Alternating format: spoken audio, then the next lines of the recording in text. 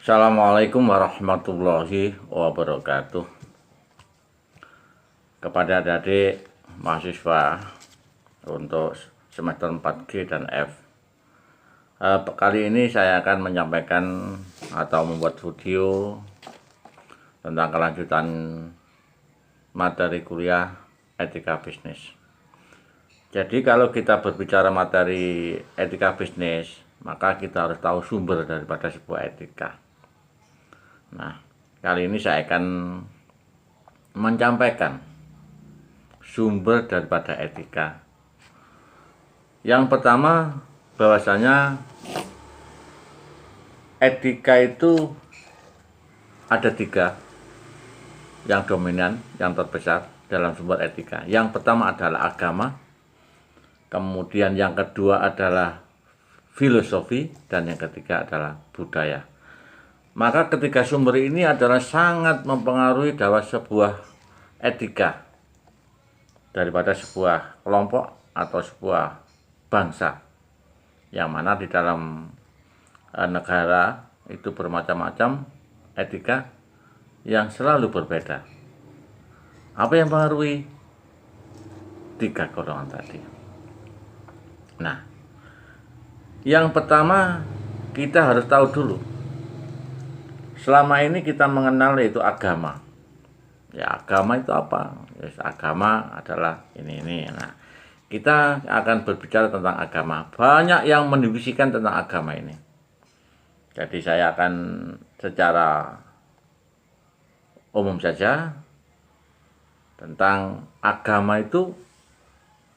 Kalau dilihat dari Kamus Bahasa Indonesia itu apa? Maka agama itu adalah dari bahasa Sanskerta yang artinya tradisi. Kemudian ada kata lain yaitu religi. Bahkan menurut filsafat Max Muller, ya, itu dia menyatakan bahwa agama ini adalah religi takut kepada Tuhannya. Nah, berarti kalau kita berbicara agama, maka kita akan bicara tentang Tuhan.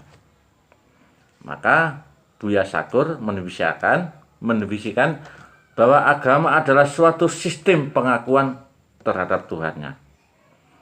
Karena di situ ada, kalau bicara tentang sistem, maka kita berbicara aturan. Aturan, Tuhan membuat aturan yang ditulis oleh dalam kitab-kitabnya. Tuhan mengatur bagaimana cara beribadah, bagaimana cara berhubungan dengan manusia, bagaimana tentang berhubungan dengan alam semesta. Jadi semuanya diatur oleh Tuhan agar kesinambungan itu bisa seimbang antara satu dengan yang lain. Maka agama mengajarkan kebaikan, kemuliaan terhadap manusia, terhadap sesamanya, dan terhadap Tuhannya. Nah, oleh karena itu peran agama ini sangat mempengaruhi sebuah karakter manusia. Itu yang pertama. Kemudian yang kedua adalah filosofi. Nah, kalau kita mendengar kata-kata filosofi, pasti kita akan mendengar filosofi Yunani, ya, yang zaman-zaman sebelum Masehi, abad ke-7, ada Socrates, ada Plato, ada Aristoteles. Nah, itu sudah filosofi dahulu, yaitu sebelum 5 tahun Masehi, yaitu abad ke-7 sebelum Masehi. Berarti kalau dihitung itu sudah jauh sekali. Nah, itu. Maka di sana menyatakan bahwa filosofi itu adalah nilai-nilai alam semesta.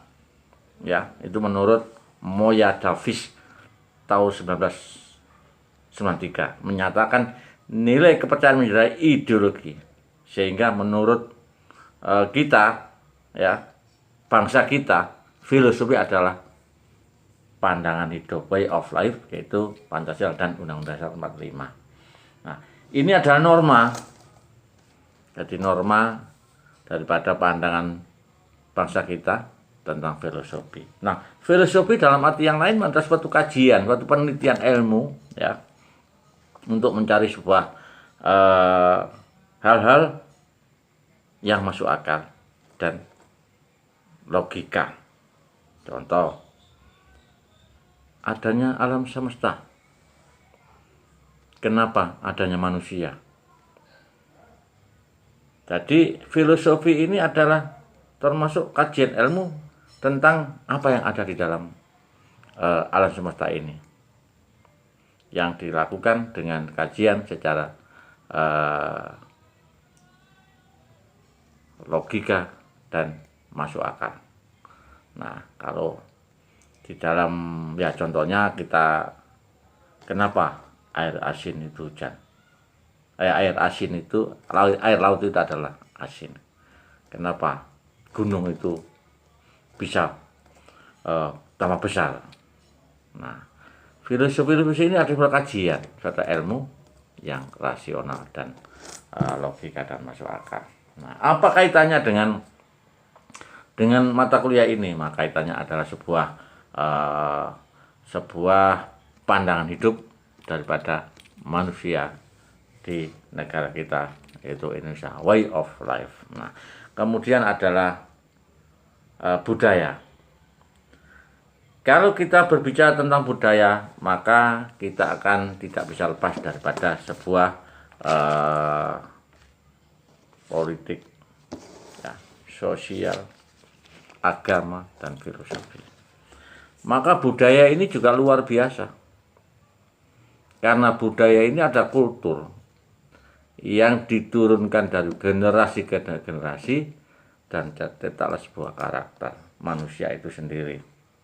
Nah, sehingga budaya yang luhur, ya, kalau kita melihat apa arti daripada budaya, ya, kalau kita lihat dari mana kata budaya, ya, lagi-lagi bahasa Sanskerta menyatakan budaya itu adalah budai, atau dari kata budi atau akal. Maka kalau di negara kita dulu punya filsafat budi luhur.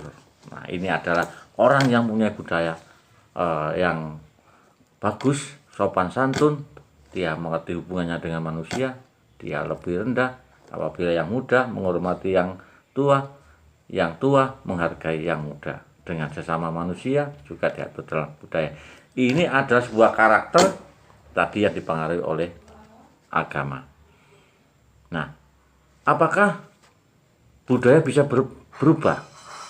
Nah, ketika zaman dahulu budaya sangat luar biasa dipegang teguh karena sebagai warisan nenek moyang atau yang diturunkan dari generasi-generasi, yang menyangkut sebuah kultur, sebuah perilaku manusia, sebuah etika yang luhur, yang ketika itu sudah diturunkan kalau nenek moyang kita, ya. Nah,